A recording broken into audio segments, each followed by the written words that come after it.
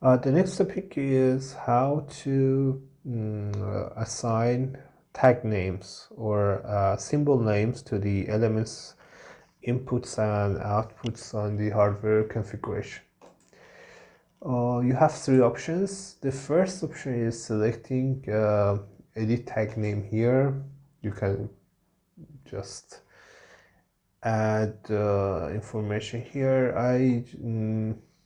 My personal preference is just selecting elements and press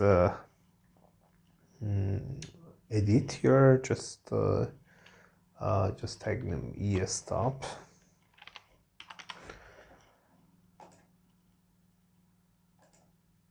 And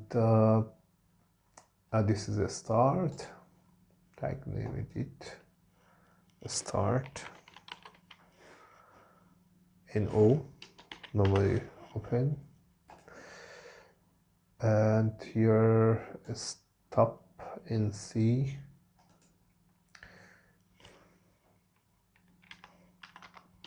Comments are important for the person, the technician who will implement the hardware, for the people who are the commissioning personnel, commissioning engineer. And this is a start or acknowledgement.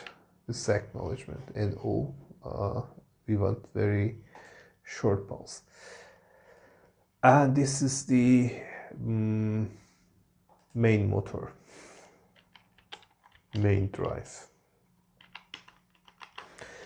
So this is the second option. It's also possible to rename everything in the rename the names, the tags by using select the element and rename the element. We can say this is main motor number 1, and it should be updated in the entire database of the project. So if you select and edit, it's updated here. And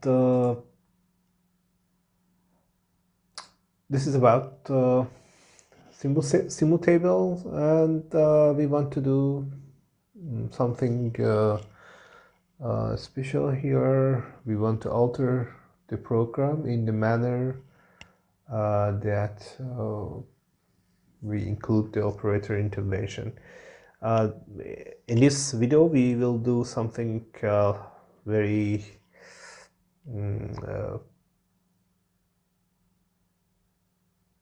we do it in a non-optimal way, but in the next example I will introduce other tools to optimize and make the logic more readable for the end user. So for this example, we will add acknowledgement, and start here. We need to add another function block. It's we call it reset function block. From here we will add the reset block, and enable will be when everything is okay. We enable, or we set the output. So operator intervention is guaranteed by using this block, but we need to add an AND block here, AND block.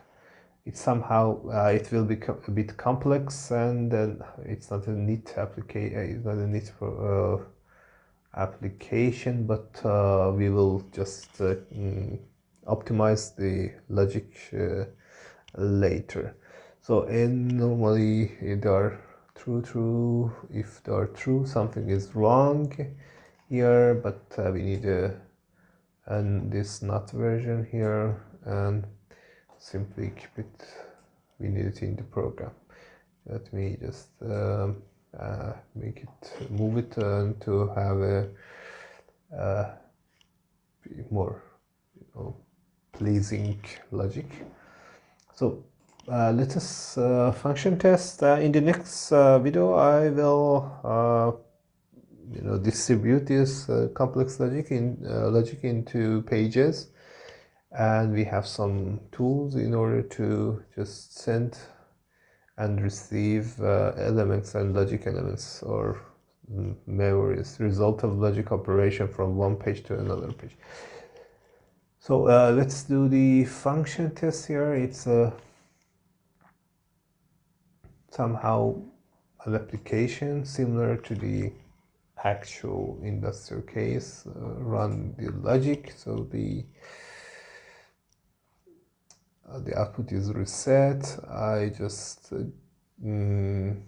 enable the emergency stops. We start, and when the condition start is not somehow a button here, it's a result of logic operation.